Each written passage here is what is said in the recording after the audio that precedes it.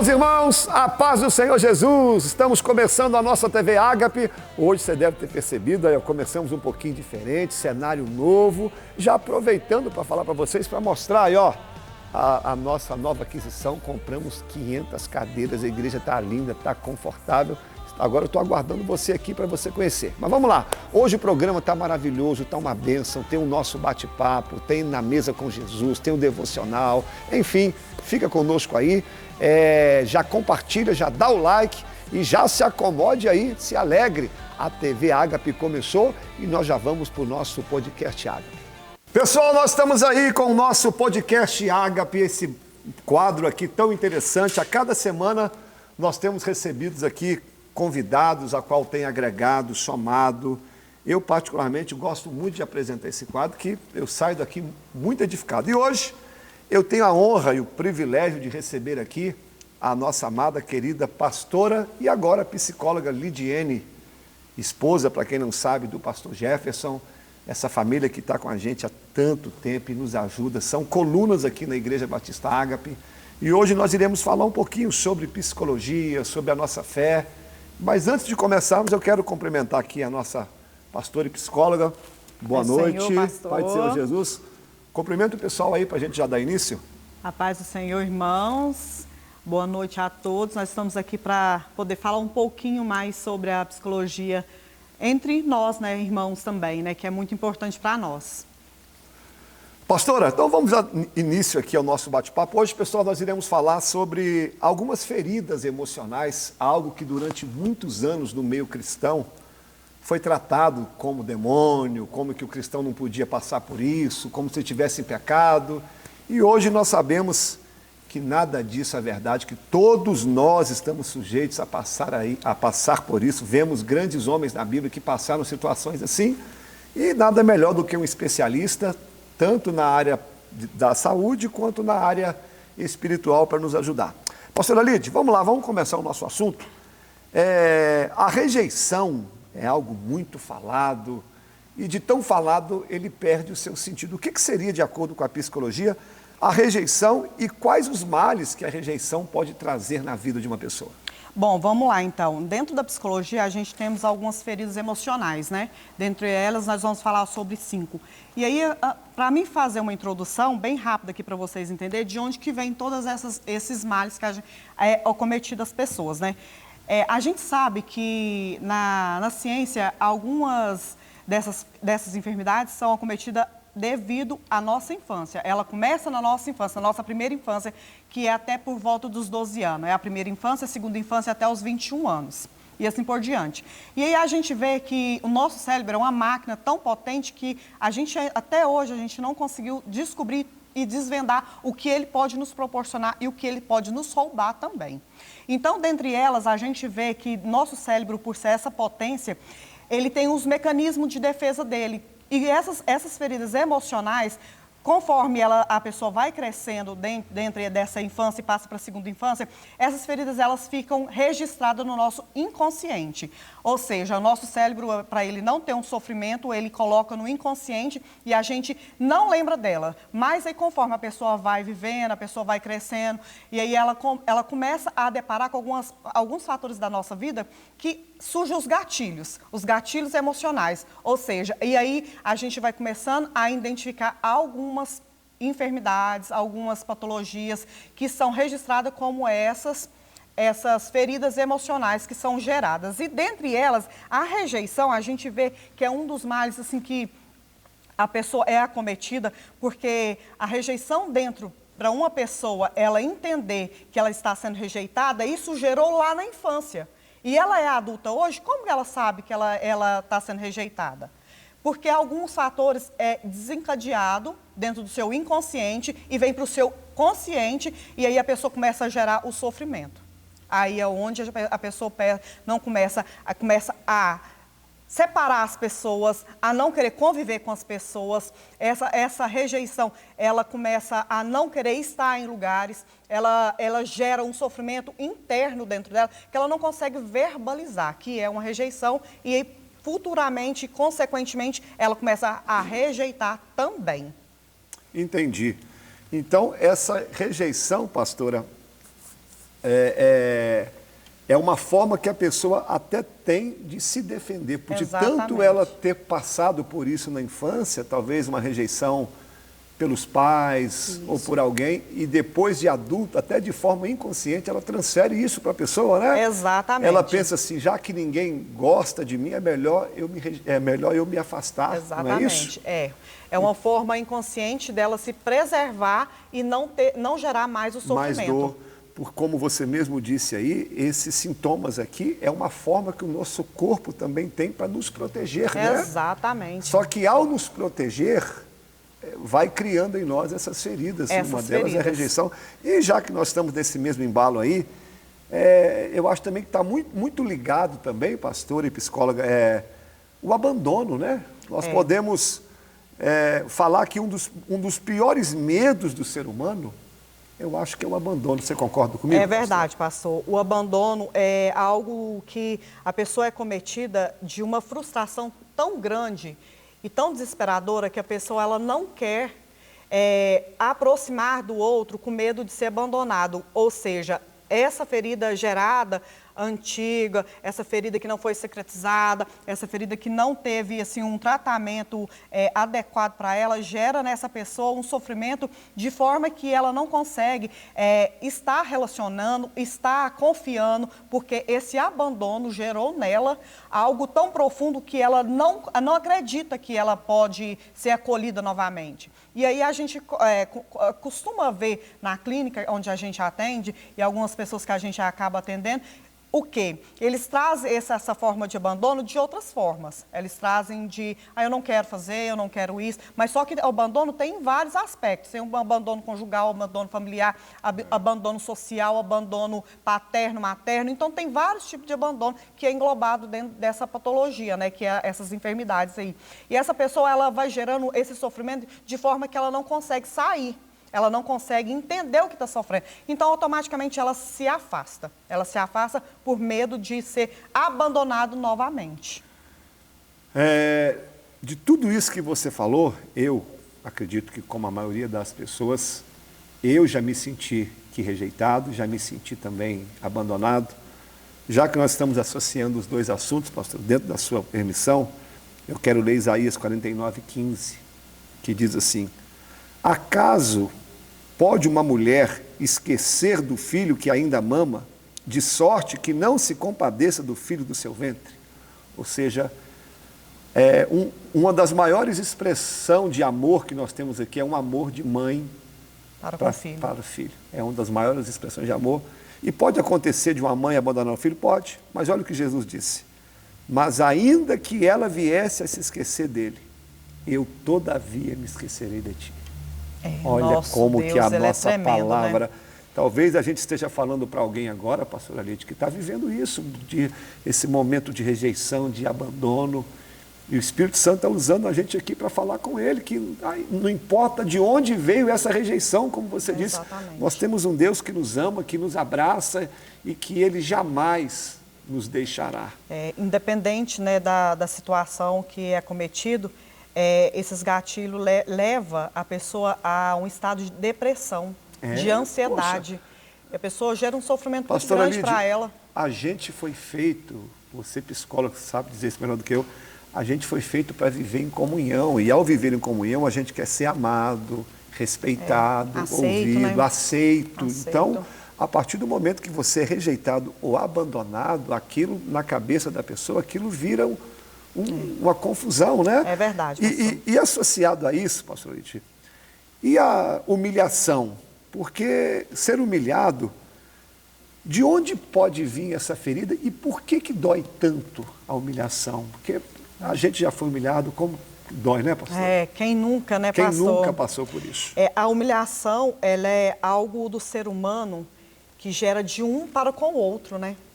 Então, assim, a humilhação, quando o ser humano ele é acometido por essa demanda, ele não consegue sair dela.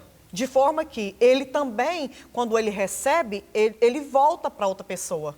E isso tudo é inconsciente, porque isso tudo está lá dentro do inconsciente dele e de algumas coisas gera o gatilho e aí automaticamente traz ao raciocínio dele, ele começa a entender. Só que aí essa humilhação, ele tira ele do foco, todinho ele do foco, porque quando a pessoa é humilhada, ela se sente rejeitada, ela fica com raiva, ela não quer, não entende porque ela está sendo humilhada a tal ponto que ela começa a ver as coisas de forma totalmente errônea.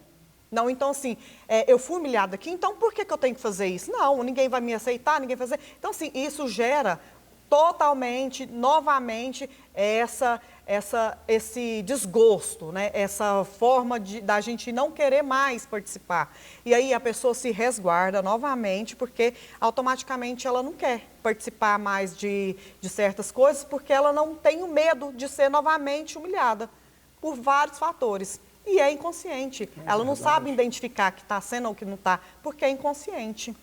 E isso acontece, como você mesmo já frisou no começo, acontece muito na infância. Na infância, na primeira infância. Na nossa época, pastora Lídia, a gente tem quase a mesma idade, o bullying, né? É verdade. Quantas pessoas que viveram isso na época de infância, de escola, é verdade. E de forma inconsciente carrega isso até hoje. Exatamente.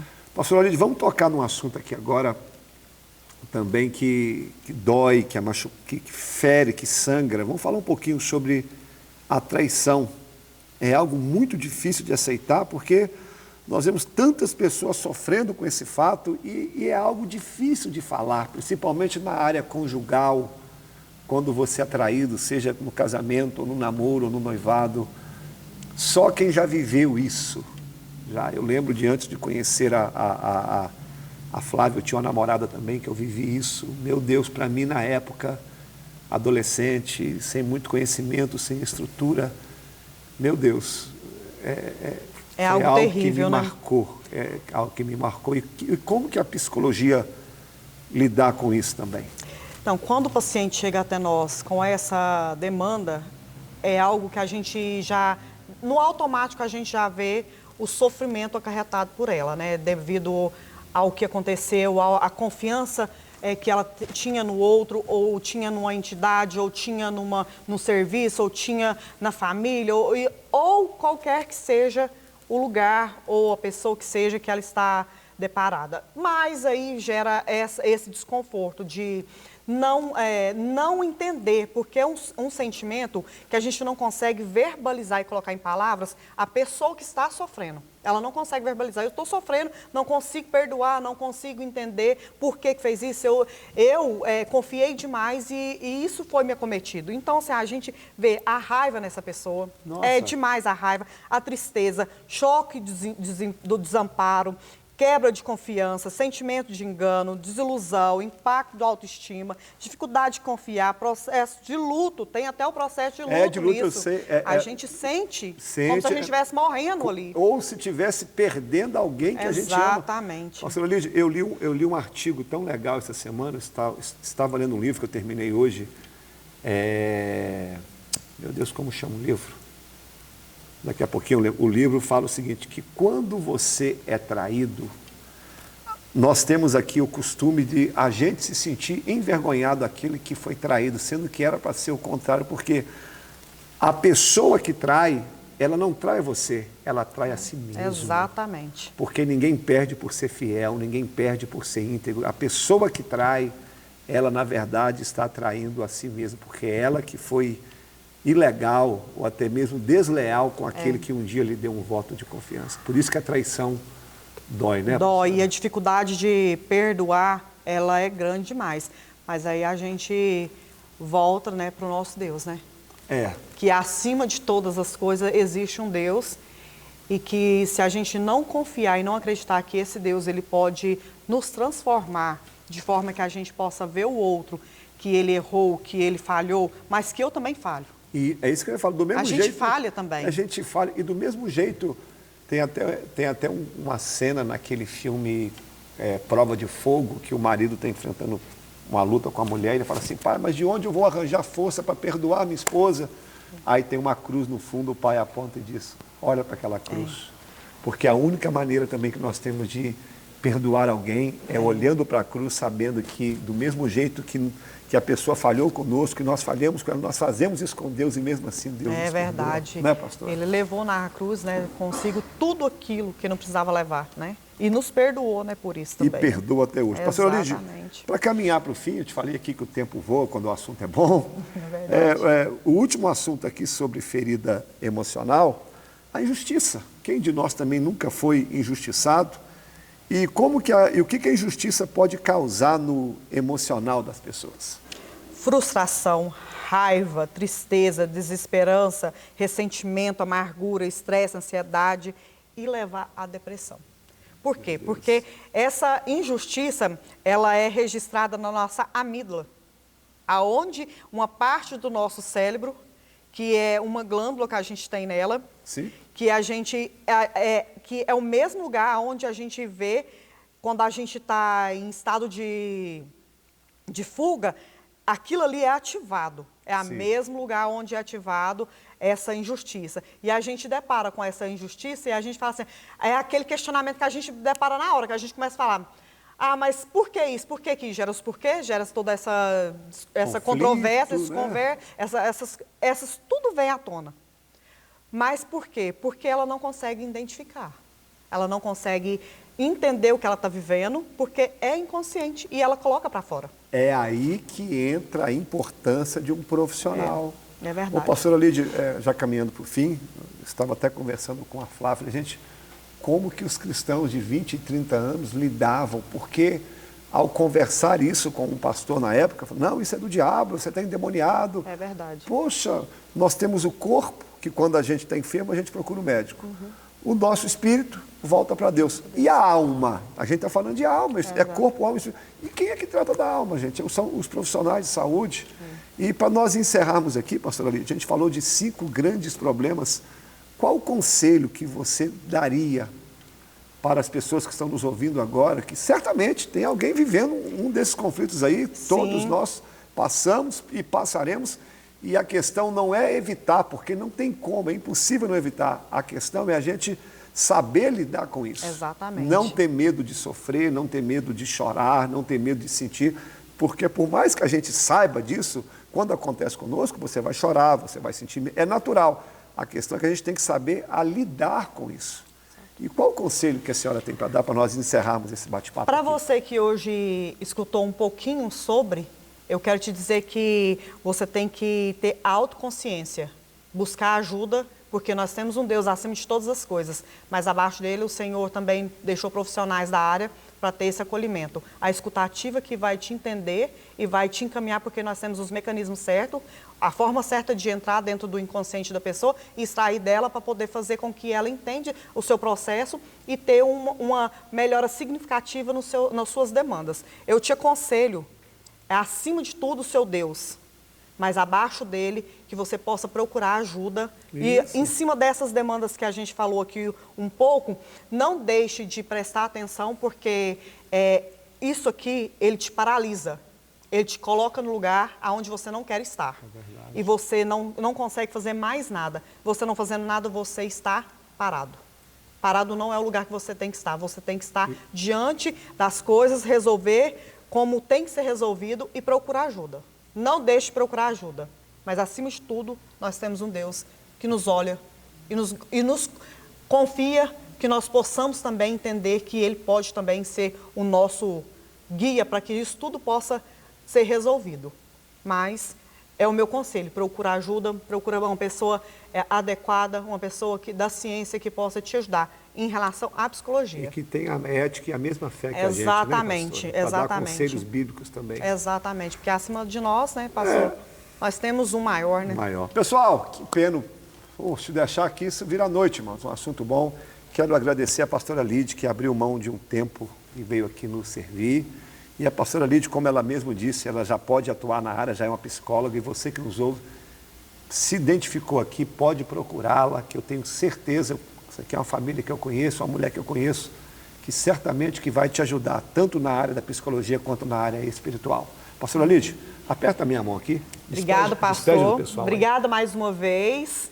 Que o Senhor possa estar com você onde você estiver. E se vocês tiverem alguma demanda dessas, eis-me aqui. Amém, pessoal? Bate-papo gostoso, pessoal. Fica com a gente aí. Hoje a TV Ágape está maravilhoso, tem muita coisa boa. Obrigadão. Dá o like e compartilha aí. Valeu, próximo quadro.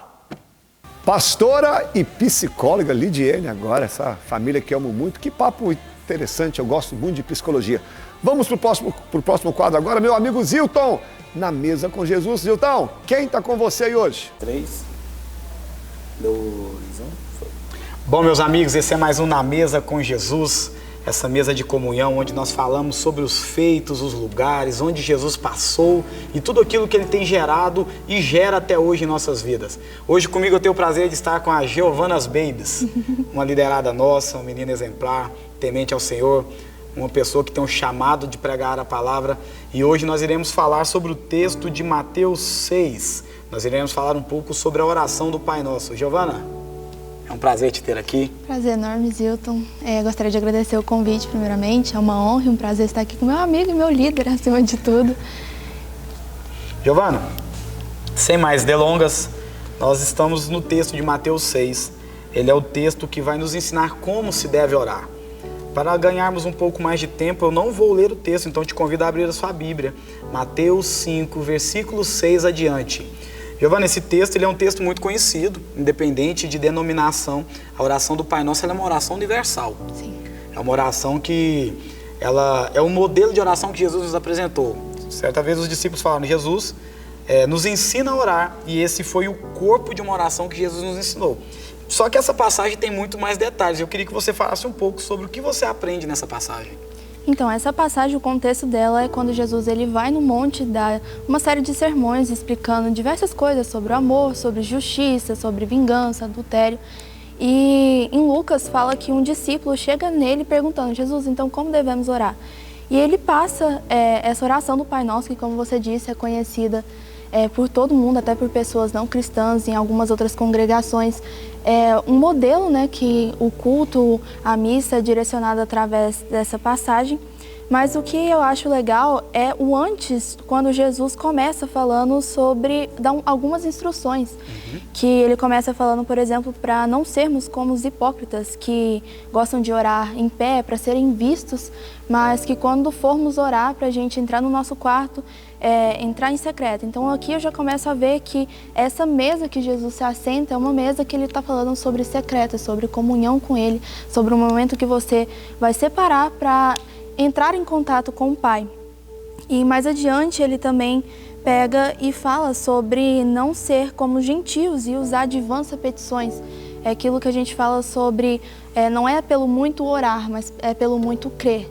Então não adianta você ficar fazendo várias e várias orações, acreditando que quanto mais você orar, mais Deus vai escutar. Aqui depois no final fala que Deus, Ele conhece nosso coração, Ele sabe o que a gente tem necessidade antes mesmo da gente pedir. Então não é pelo muito orar, é pelo muito crer, porque Deus conhece as intenções do nosso coração até mesmo antes da gente orar. E depois ele vai passar essa oração do Pai Nosso, que começa primeiramente santificando o nome de Deus, começa colocando Ele como Pai, mas exaltando a grandeza dEle. Esse texto ele é muito fundamental para a nossa caminhada de devocional, né?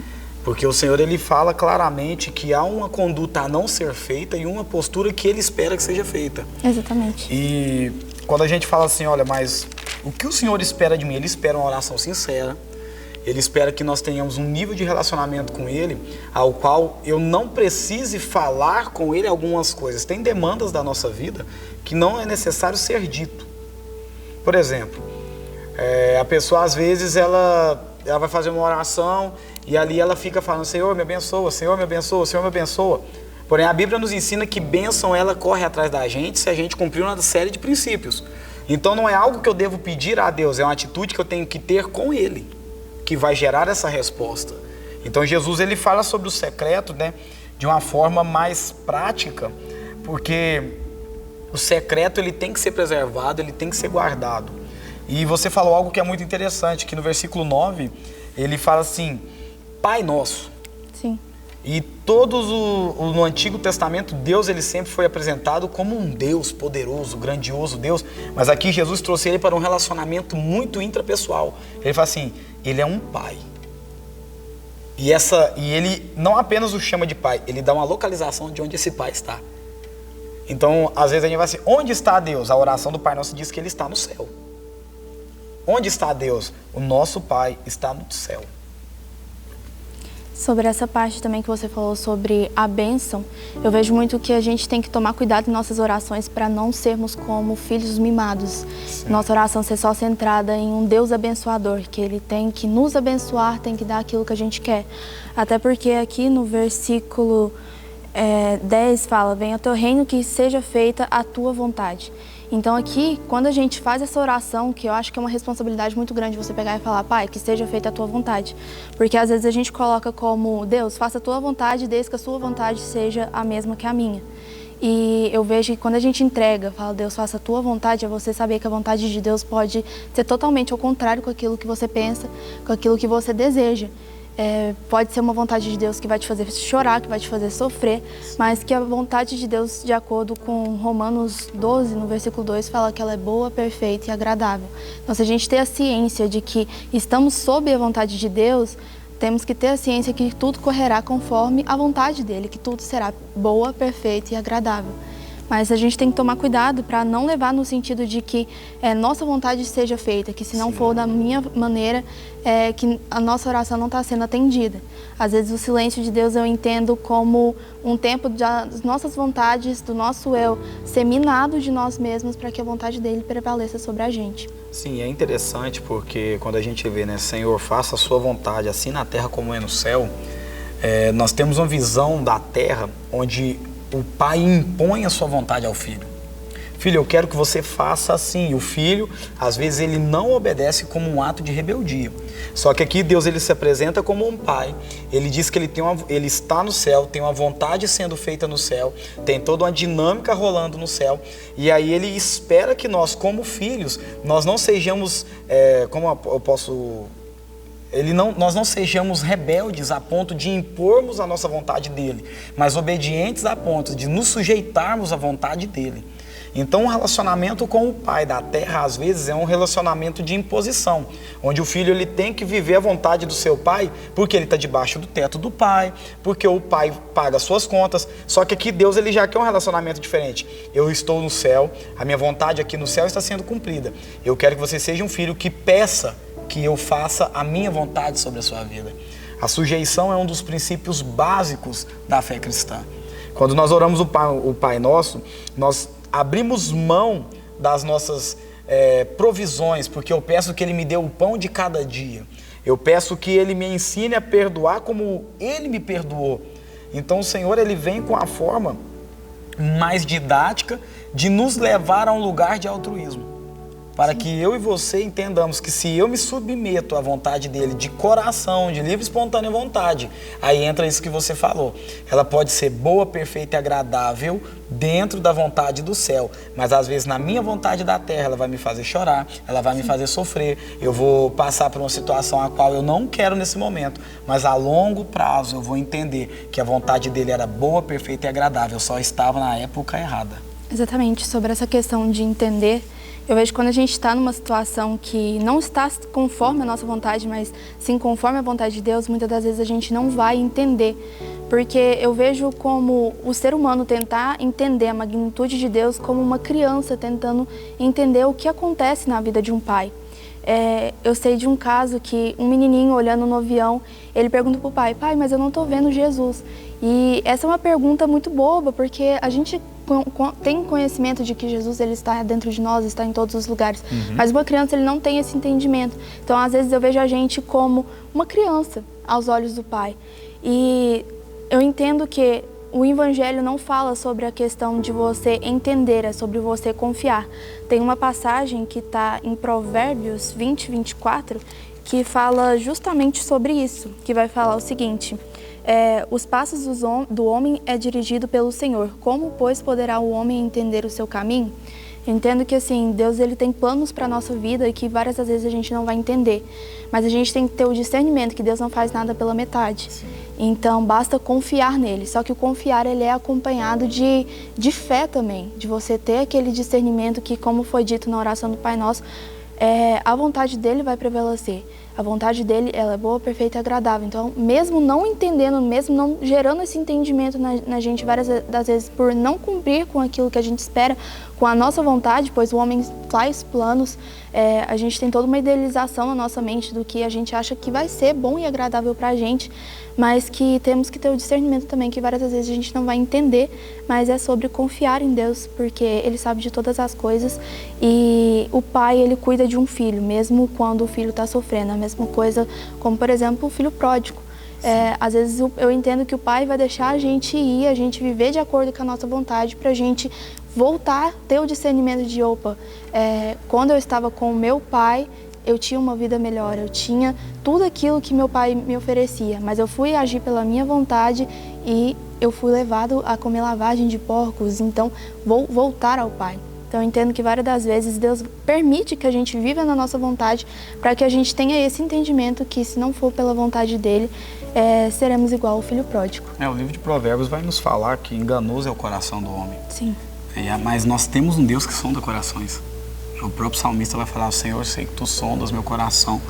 Então, assim, quando nós trazemos a visão de um pai, e aí você usou muito assertivamente o filho pródigo, aquele pai, ele sabia tudo o que poderia acontecer com seu filho, mas ele não o rouba a experiência. Sim. Deus, ele poderia ter privado Adão e Eva de tocar naquele fruto, simplesmente não produzindo aquela árvore.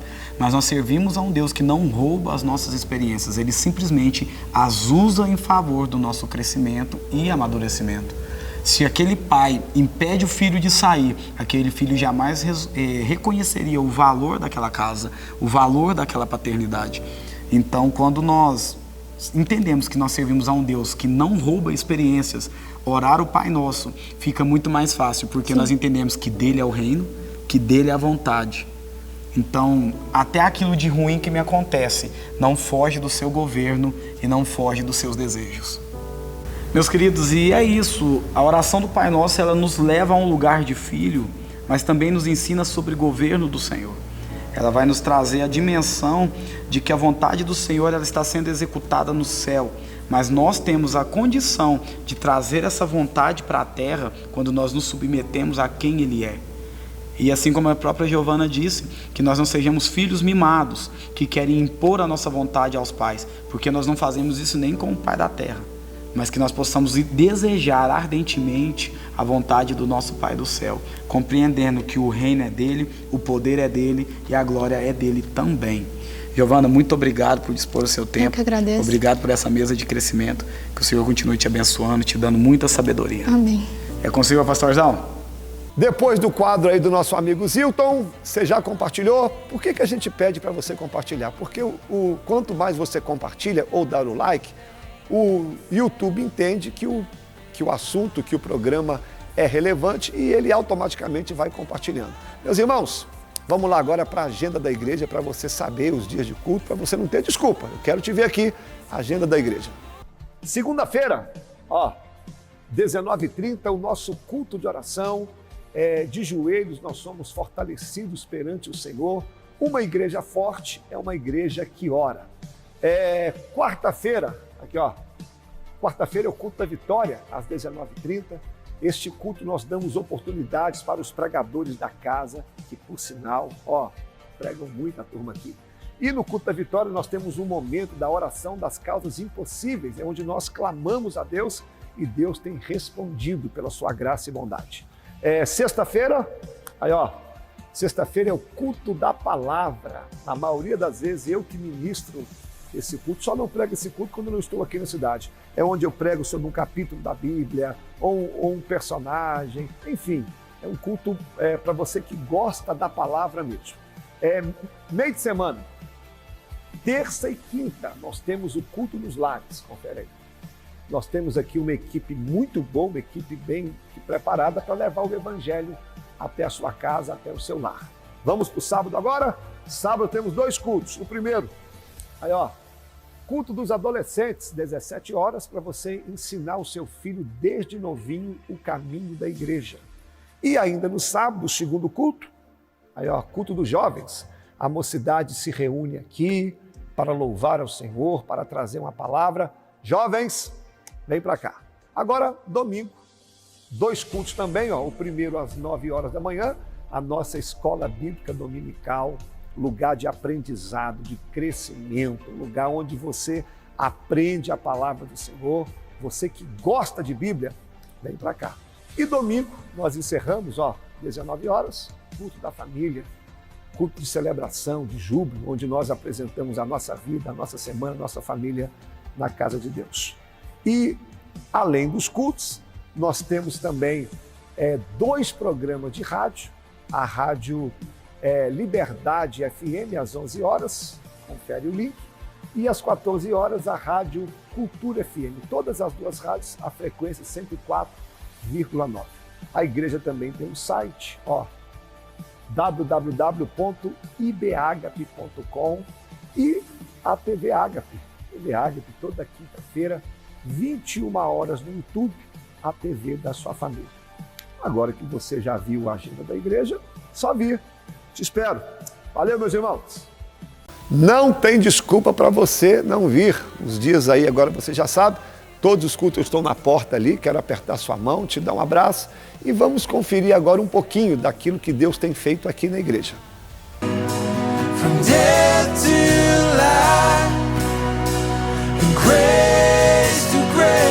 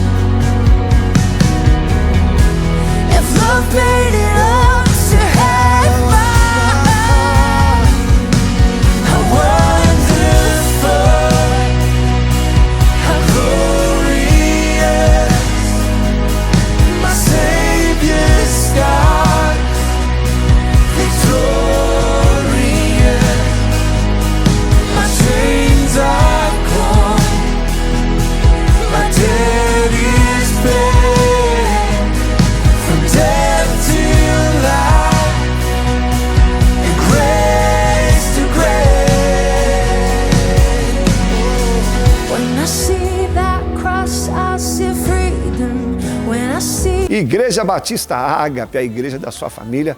Prazer enorme estar aqui com você. A TV Ágape, toda quinta-feira, 21 horas. E agora nós vamos ouvir, ou melhor, nós vamos ver o quadro aí da nossa amada Adriana, um devocional com Jesus. Olá, meus amigos, cumprimento todos vocês com a paz do Senhor. Hoje eu estou aqui para encerrar um panorama bíblico lá dos livros históricos que nós estávamos fazendo nas últimas semanas. Hoje nós vamos encerrar aí e vamos falar sobre Esdras, Neemias e Esther. Depois eu quero fazer rapidinho com você um devocional, um pequeno estudo sobre o Salmo 119, como nós já estamos habituados a fazer por aqui. Nas últimas semanas, então, nós estudamos aí alguns livros que falam ali sobre os reis, né? 1º e 2º Reis, Samuel, Crônicas. E aí nós encerramos toda essa sessão. Agora nós vamos falar dos livros pós-exílio, que são, como eu disse, Esdras, Neemias e Esther. O livro de Esdras e de Neemias é interessante que você estude juntos, porque eles se complementam, né? Nós vamos falar ali nesses livros sobre a restauração do povo de Israel. eles estão voltando, né? Eles estão voltando ali para Jerusalém, eles vão reconstruir os templos, o templo, né? Vão reconstruir também as muralhas. E vai falar bastante ali sobre a missão de Esdras, que foi um personagem muito importante para esse retorno de Jerusalém. Então é um livro muito interessante para você entender um pouquinho sobre as promessas aí do povo de Israel, sobre a aliança, sobre a vida deles com Deus. E em sequência, o livro de Esther, modéstia à parte, é um dos meus livros favoritos da Bíblia e um dos mais lindos. Tem muitas lições ali nesse livro muito interessantes a gente estudar. Esther, ela era uma mulher judia, né? Ela vivia ali no anonimato e ela é selecionada dentre várias outras mulheres e ela acaba virando rainha ali da Pérsia. Então ela é uma mulher judia numa terra estranha, né? Numa terra estrangeira. E acontece que o povo judeu, em um certo momento, eles são ameaçados por um personagem que se chama Amã. Ele queria exterminar aquele povo porque eles não se dobravam, né? Dois personagens não se dobravam diante deles e isso deixou ele satisfeito, esse Amã. E aí ele vai ao rei pedindo para que exterminasse aquele povo. E aí a rainha Esther, ela intervém por aquele povo e ela acaba salvando toda uma nação. É interessante a gente saber que esse povo é o povo da descendência de Jesus. Então a intenção do inimigo era matar esse povo todo, né? E a rainha Esther, ela, com o seu posicionamento, né, com a sua sabedoria, com a sua ousadia, ela acaba impedindo esse mover do inimigo. E interessante também a gente falar sobre a festa do Purim, que foi instaurada a partir disso, né, quando o povo foi salvo, quando o povo foi liberto através do posicionamento de Esther. Então, são livros muito bons. Nas próximas semanas nós estaremos já pulando para outra etapa da Bíblia, mas que você estude esses livros históricos que, apesar de terem sido escritos para aquele tempo, não são só para aquele tempo. Tem lições que nós podemos utilizar e devemos usar ainda nos dias de hoje. Agora, quero que você abra seu Salmo 119, assim como de costume, e nós vamos ler hoje lá do versículo 65 ao versículo 72, que fala dessa maneira. Muitas coisas boas me tem feito, Senhor, como prometeste. Ensina-me bom senso e dá-me conhecimento, pois creio em teus mandamentos. Antes de me disciplinares, eu vivia desviado. Agora, porém, siga a tua palavra de perto. Tu és bom e fazes somente o bem. Ensina-me teus decretos. Os arrogantes mentem a meu respeito, mas eu obedeço às tuas ordens de todo o coração. O coração deles é tolo e insensível, mas eu tenho prazer em tua lei. Observa essa parte. O sofrimento foi bom para mim, pois me ensinou a dar atenção aos teus decretos. Tua lei é mais valiosa para mim do que milhares de peças de ouro e de prata. Então, essa aqui é uma passagem que o salmista, ele está assumindo, né, para Deus, que ele viveu um tempo ali fora dos propósitos, um tempo desviado, mas quando a disciplina de Deus chegou até ele, ele entendeu que ela era boa, perfeita e agradável, assim como a sua vontade. E hoje eu quero que você se atente a 2 pontos nisso aqui tudo que nós lemos. O primeiro deles foi esse que eu citei. Ele fala sobre viver um tempo desviado aí dos caminhos de Deus, né? Afastado dos caminhos de Deus. E depois ele fala sobre o sofrimento, inclusive que o sofrimento foi bom para ele. Em primeiro lugar, quero que você entenda que, para nós entendermos o que o salmista está tentando dizer, é necessário que você compreenda que nós podemos ter 2 tipos de vida hoje. A vida antes de Jesus e a vida depois de Jesus, depois de conhecer a verdade que Jesus nos ensina, né? No caso. A vida antes de Jesus é aquela baseada no nosso próprio entendimento, na nossa própria sabedoria, nos prazeres, nos pecados, no imediatismo, né? Na nossa forma de correr a vida.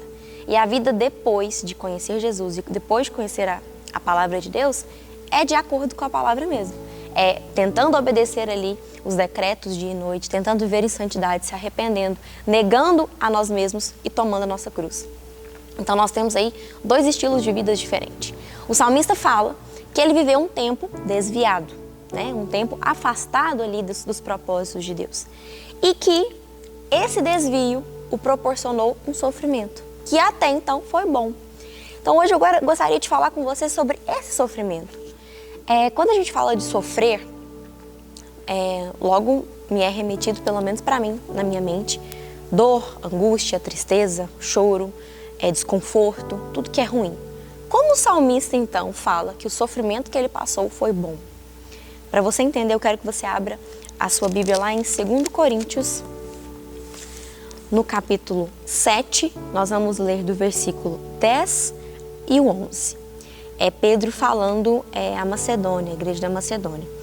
Ele fala dessa maneira: porque a tristeza que é da vontade de Deus conduz ao arrependimento e resulta em salvação. Não é uma tristeza que causa remorso, mas a tristeza do mundo resulta em morte. Vejam que a tristeza que vem de Deus produziu em vocês. Trouxe dedicação, defesa de suas ações, indignação, temor, desejo de me ver, zelo, prontidão em punir a justiça.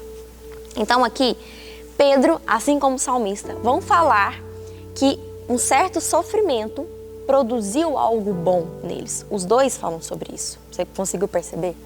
Então é sobre isso que eu quero falar e fazer o devocional aqui hoje com você. O salmista viveu um tempo desviado e depois ele foi disciplinado. Com a disciplina veio o sofrimento, porque a disciplina de Deus, a disciplina do mundo, qualquer tipo de disciplina nos corrige e dói. Com essa dor veio uma certa tristeza. Só que Pedro fala que essa tristeza, ela é capaz de gerar o arrependimento e algo muito bom, que é a salvação. Então, sabe aquela vida que nós temos, que nós tínhamos, né, antes de conhecer a Jesus? Aquela que nos gerou dor, aquela que nos gerou tristeza, aquela que era completamente fora dos propósitos de Deus? Essa vida que você teve, você pode pegar essas lições e utilizá-las para algo bom, que é o arrependimento, para você encontrar a salvação. Então, às vezes, até mesmo aquilo que é ruim, né, quando revertido para Deus, pode ser bom nesse sentido. Né? Tudo que a gente viveu fora da vida de Deus pode nos servir de lição para que nós venhamos nos arrepender verdadeiramente, porque é esse o intuito do Evangelho, que nós venhamos a nos converter novamente aos caminhos e aos desígnios que o Senhor sonhou para nós. E Ele quer que nós nos arrependamos, né? Então hoje, tudo aquilo que você viveu que foi ruim, sabe, aquela tristeza, aquela angústia que você viveu lá no mundo de pecado, às vezes num erro que você premeditou, em algo que de fato te machucou, algo que gerou sofrimento em você pode utilizar isso e se arrepender. Levar isso como uma lição para a sua vida. E assim como aquele salmista, dizer um dia que o sofrimento que você passou foi bom. Por quê? Porque agora você encontrou o verdadeiro arrependimento e também a salvação. Então que hoje esse devocional sirva como uma reflexão para você, né? E que você coloque na balança. Será que aquilo que eu vivi lá no mundo, aquela dor, aquele sofrimento, aquela angústia, aqueles erros, será que se eu mudar e nunca mais fazer aquilo, né, ter aquilo como um parâmetro ruim para minha vida e não voltar para aquilo mais, não pode ser revestido por algo bom para minha vida, a ponto de eu me arrepender, não voltar para aquilo mais e ser salvo? É isso que o salmista está querendo dizer. E segundo, Pedro, aproveitando o gancho, ele fala aqui que existe uma diferença entre arrependimento e remorso. Acho interessante a gente falar. O que agrada ao Senhor é o arrependimento genuíno, do coração verdadeiro. Então, se você está se arrependendo e continuando nas velhas práticas antigas, continua desviado do caminho de Deus, do que você sabe que é certo, conforme a palavra de Deus, talvez o que você esteja sentindo seja remorso, não arrependimento. Esse remorso não agrada o coração do Senhor, mas o arrependimento sim. E ele agrada tanto que, além disso, gera frutos. A própria palavra fala, vamos ler de novo. Trouxe dedicação, defesa, indignação, temor, zelo e prontidão.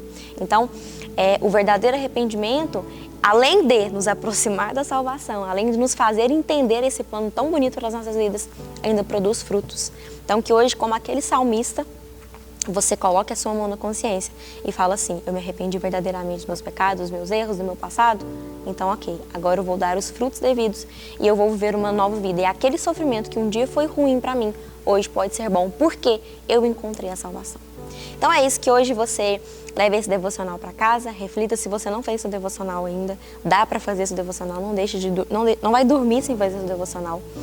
Gasta seu tempo aí com Deus, que é um investimento, tenho certeza disso. Fica com Deus, até a próxima semana. Muito obrigado, Adriana, com esse devocional aí, cada dia melhor. Vamos agora para o próximo quadro. Meus irmãos, eu estou com uma série de estudo aqui sobre a conversão do apóstolo Paulo. Vamos lá, acho que é a quarta parte da mensagem, 10 a 12 minutinhos. Não sai daí, agora a palavra é a cereja do bolo, é onde Deus vai falar com você. Se ajeite para você ouvir a palavra do Senhor. Meus irmãos, vamos lá, estamos na sequência aí da história da conversão do apóstolo Paulo. Livro de Atos, capítulo 9, Saulo, ainda respirando ameaças de morte contra os discípulos do Senhor, dirigiu-se ao sumo sacerdote e lhe pediu cartas para a sinagoga de Damasco, a fim de, caso achasse alguns que eram do caminho, assim homens como mulheres, os levassem presos a Jerusalém. E seguindo ele estrado afora, ao aproximar-se de Damasco, subitamente ou de repente, uma luz do céu brilhou ao seu redor, e ele, caindo por terra, ouviu uma voz que dizia: Saulo, Saulo, por que me persegues? E ele perguntou: quem és tu, Senhor? E a resposta foi: eu sou Jesus a quem tu persegues. Mas levanta-te e entra na cidade, onde te dirão o que convém fazer. Os seus companheiros de viagem pararam emudecidos, ouvindo a voz, não vendo contudo ninguém. E então ele se levantou, então se levantou Saulo da terra, abrindo os olhos, nada podia ver. E guiando pela mão, o levaram a Damasco, e onde esteve 3 dias sem ver, durante os quais nada comeu nem bebeu. Meus irmãos, eu estou aqui nessa série de mensagens sobre a conversão de Paulo. Essa história é tão importante que você vai encontrar em Atos 22 e Atos 26. Então, tudo que eu estou falando aqui nesse sermão, eu estou usando os 3 textos. Atos 9, Atos 22 e Atos 26. Se o Senhor usou 3 capítulos para falar dessa história, não preciso nem dizer a importância que tem esse texto. E como que nós já estamos aqui, eu acho que é a 4ª parte, eu não vou fazer todo o resumo, é só você ver os programas anteriores, mas a última mensagem que eu falei sobre Paulo, eu disse que ele estava acompanhado de alguns amigos. E quando o Senhor aparece para ele, de uma forma de uma luz tão forte, Jesus vai dizer assim para ele: eu sou Jesus a quem tu persegues. E o que eu explorei ali? Como que Paulo estava perseguindo Jesus? Ele nem conviveu com Jesus. Quando Paulo seguiu seu ministério, Jesus já havia até morrido. Quando fala assim, eu sou Jesus a quem tu persegues, é porque ele estava perseguindo a igreja do Senhor. Quem persegue a igreja, persegue Jesus. Por isso que a gente que é cristão, não fala mal da igreja não, meu amigo. Não fala mal da noiva de Cristo não. A igreja do Senhor tem suas falhas? Tem, porque a falha está em nós. A igreja ainda é a noiva de Cristo. A igreja é o lugar onde os salvos se reúnem. Aí Jesus vai dizer assim: dura coisa é recalcitrar contra os aguilhões. O que Jesus está dizendo? Está usando uma palavra da época, da cultura da época. Aguilhão era um pedaço de madeira que tinha um ferro na ponta para guiar o boi. Quando o boi era teimoso e não queria obedecer, ele dava um coice para trás e o boiadeiro só colocava ali o aguilhão e feria o boi. Então Jesus está dizendo: Paulo, não seja teimoso não, meu amigo. Aquilo que eu vou fazer na sua vida, não seja teimoso. Se você for teimoso, é você quem vai se machucar. Irmãos, quando Deus tem uma obra na sua vida, não seja teimoso. Quanto mais a gente tenta correr de Deus, mais a gente fere. Aí eu falei no programa passado também, Paulo estava com seus amigos. Todos viram a luz, mas somente Paulo escutou a voz do Senhor. Ou seja, o que muda a nossa vida não é quando você vê a luz, é quando você ouve a voz de Deus. Isso aqui é muito sério. Paulo foi o único que permaneceu, porque foi o único que ouviu a voz de Jesus. Eu lembro da minha conversão, quantas pessoas que entraram na igreja empolgada, ia por causa do louvor, ia por causa de namorada, mas irmãos, hoje daquela turma só ficou eu e mais um pouquinho, porque são aqueles que ouviram a voz de Jesus. Então quando você for para a igreja, vai para ouvir a voz de Deus. O que muda a nossa vida é quando você ouve a voz do Senhor. E a última coisa que eu falei semana passada cadê os amigos de Paulo? Todos sumiram, todos desapareceram. Por quê? Aprenda essa verdade aqui. Quando você for seguir a Jesus, você vai perder muitas coisas. E às vezes pessoas que estavam contigo vão te abandonar. Eu perdi muitos amigos, eu perdi algumas pessoas por causa do Evangelho. Evangelho é perda, mas Paulo perdeu esses amigos, mas Deus colocou outras pessoas no lugar. Porque por mais que você perca algumas coisas, Deus vai trazer substituição. E eu quero liberar essa palavra para você. Talvez você tenha perdido coisas, tenha perdido pessoas por causa do Evangelho, mas eu quero profetizar que Deus também vai substituir, Deus vai colocar coisas também, Deus vai colocar pessoas na tua vida que vão te aproximar de Deus e que vão mudar a tua vida. E agora eu começo a 4ª parte do estudo. Quando Paulo agora ele descobre que ele está só, ele vai fazer 2 perguntas para Jesus, a qual que nós temos que fazer também. Essas 2 perguntas aqui mudam a nossa história com Deus. A primeira pergunta que Paulo faz é: quem és tu, Senhor? Você já fez essa pergunta? Quem és tu, Jesus? Porque a conversão, gente, ela é um processo. Isso aqui é tão sério que Oséias diz assim: conheçamos e prossigamos em conhecer o Senhor. Até Jó, que era um homem íntegro, temente a Deus, no final do seu livro, olha o que Jó vai dizer: antigamente eu conhecia você só de ouvir falar, mas agora os meus olhos te veem.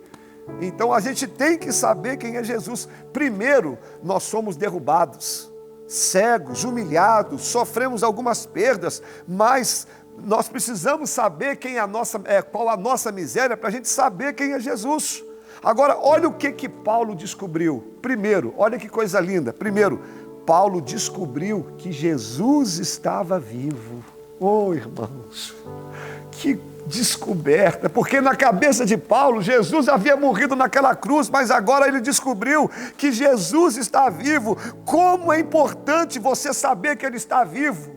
O teu Jesus, o meu Jesus não está morto, ele não está preso no madeiro, não, ele continua vivo, ele está vivo entre nós. Em Hebreus capítulo 13, versículo 8, vai dizer que ele é o mesmo ontem, hoje, eternamente e sempre será. Pastor, qual que é a importância disso? A importância é que quando você sabe que ele está vivo, o mesmo Jesus que curou lá atrás, ele continua curando hoje. O mesmo Jesus que acalmou a tempestade no passado, ele continua acalmando as tempestades da nossa alma. O mesmo Jesus que salvou lá atrás, ele continua salvando hoje. Quando você sabe quem é Jesus, a primeira descoberta é: o meu Deus está vivo e ele está entre nós. Por isso que nós temos que fazer essa pergunta: quem és tu, Jesus? Ele está vivo. Olha, irmãos, sinais da conversão de quem vê o Senhor é que agora você começa a falar com ele. Um dos sinais que você agora sabe quem é Jesus é que agora você fala com ele, você ora, você tem intimidade. Uma terceira coisa, você tem uma visão correta de si mesmo. Por quê, pastor? Paulo descobriu que o errado era ele. Antes dele conhecer Jesus, na cabeça de Paulo, sabe quem era errado? Os cristãos. Por isso que ele queria matar os cristãos. Mas uma vez que eu vejo Jesus, que eu sei que ele está vivo, que eu falo com ele, eu descubro que o errado sou eu, que o pecador sou eu, quem precisa de mudança sou eu. Você quer que eu te dou uma outra prova disso? Isaías, irmãos. Isaías, até o capítulo 5, sabe qual que era a mensagem dele? Ai de vocês, povo rebelde, ai de vocês, povo cruel, ai de vocês, povo idólatra. Mas no capítulo 6, ele tem um encontro com Deus. Quando ele vê Deus na sua glória, ele vai dizer assim: ai de mim, que sou homem pecador. Irmãos, quando você sabe que Jesus está vivo, nós entendemos que o errado somos nós. Toda pessoa soberba, ela nunca teve um encontro com Deus, porque quanto mais perto de Deus eu estou, mais humilde eu me torno. E sabe o que acontece quando você sabe que Jesus está vivo? Você se relaciona melhor com os outros, porque sabe aqueles cristãos que Paulo queria matar? Lembra deles? Da cabeça de Paulo os cristãos estavam errados? Foram esses cristãos que ajudaram Paulo, foram esses cristãos que Paulo queria matar, que pegaram ele pela mão e ajudou ele. Sabe o que eu descubro quando Jesus está vivo? Irmãos, que o meu irmão é gente boa. O meu irmão não é ruim como eu penso. Às vezes eu que faço uma impressão errada dele. Quando eu descubro quem é Jesus, eu passo a me relacionar melhor com o meu próximo. Olha que importante você saber quem é Jesus. Agora, para nós terminarmos aqui, a segunda pergunta que Paulo fez, que nós temos que fazer, a primeira é: quem és tu, Jesus? Segundo, Paulo diz: o que eu devo fazer? Ele fala isso. Quando você tem um encontro com Jesus, você tem que perguntar: Senhor, e agora? O que eu faço? E daqui para frente? Aprenda algo, irmãos. Deus não revela tudo. Deus não falou assim: Paulo, faz isso, você vai ser pregador. Não, Deus não falou tudo. Mas o que Paulo fez? Deus não falou tudo. Paulo se levanta e entra na cidade. E quando ele entra na cidade, Deus vai começar a revelar para ele. Sabe qual conselho que eu tenho para te dar, para a gente já caminhar para o fim? Quando Deus não te revelar tudo, levanta-te, entra na cidade, vai fazer alguma coisa. vai trabalhar, vai orar, vai buscar, porque nem tudo Deus vai te revelar na hora. Quando Deus chamou Moisés, Moisés estava fazendo alguma coisa. Quando Deus chamou Davi, Davi estava fazendo alguma coisa. Sabe por que Deus não te revelou ainda? Você está muito parado, rapaz. Você cruzou os braços. O que eu devo fazer, Senhor? Pergunta para Deus. Mas se Deus não falou, vamos fazer alguma coisa. Vamos continuar orando, vamos continuar buscando. E quando ele entra na cidade, para nós orarmos aqui, Paulo entra na casa de um homem chamado Judas. Ele está cheio de dúvida, ele está preocupado e ele vai orar. Paulo vai orar e eu vou terminar aqui. Quando Paulo está orando, Deus vai falar com um homem chamado Ananias. Ananias, vai até a casa de Judas, na rua chamada Direita, porque ali está o meu servo Paulo e ele está orando. Eu termino dizendo duas coisas. Primeiro, irmãos, quando Deus não te revelar tudo, vai orar, vai falar com ele. Por quê, pastor? E eu encerro. Deus sabe o endereço de quem está orando. Paulo não sabia, mas Deus já havia falado dele para Ananias. Deus até sabia o lugar onde ele estava. E eu quero terminar revelando essa palavra para você, liberando essa palavra. Deus conhece o teu endereço. Deus sabe o que você está fazendo. Deus sabe que você tem clamado. Deus sabe que você está buscando Ele. E outra, você nem faz ideia. Mas Deus já preparou a resposta. O Ananias está chegando. A resposta está chegando. Deus já falou de você para alguém. Deus já abriu aquela porta. A resposta vai chegar até você. Continua orando, porque o Deus que te conhece é o Deus também que vai enviar o teu Ananias até você. Receba essa palavra e semana que vem nós vamos dar sequência e eu quero orar por você. Meus irmãos, então vamos orar. Senhor, em nome de Jesus, eu quero entregar essa palavra nas suas mãos. Hoje nós aprendemos que quando nós nos convertemos, a gente precisa fazer duas perguntas. Primeiro, quem é o Senhor? Quem és tu, Senhor? Paulo descobriu que Jesus está vivo. Oh, Senhor, que descoberta maravilhosa. Quando eu descubro que o Senhor está vivo, eu sei que o Senhor continua operando e trabalhando. Eu sei também que a partir de agora o errado sou eu. Eu preciso me consertar, eu preciso melhorar. E eu descubro também que aqueles a quem eu queria maltratar é gente boa, são meus irmãos, são aqueles que vão cuidar de mim. E a minha segunda pergunta que eu tenho que fazer é o que eu devo fazer? Eu sei que o Senhor não vai revelar tudo de uma vez, mas enquanto o Senhor não revela, que eu continue fazendo alguma coisa, que eu não fique estagnado, que eu não fique parado e que eu venha fazer como Paulo, orar, porque o Senhor conhece o endereço de quem ora. E aqueles que estão orando, o Senhor já envia o Ananias a resposta até ele. Pai, que essa palavra venha trazer mudança em nós. Eu abençoo o teu povo, eu abençoo a tua igreja, aqueles que estão sofrendo, aqueles que estão vivendo momentos de enfermidades, que o Senhor venha curar, que o Senhor venha restaurar essa família, as portas que estão fechadas, que o Senhor abra, aqueles que estão afastados de ti, que o Senhor venha tocar no coração deles neste momento. Senhor, eu te agradeço e peço que o Senhor continue nos fortalecendo. É a oração que nós fazemos a Ti, em nome de Jesus. Amém.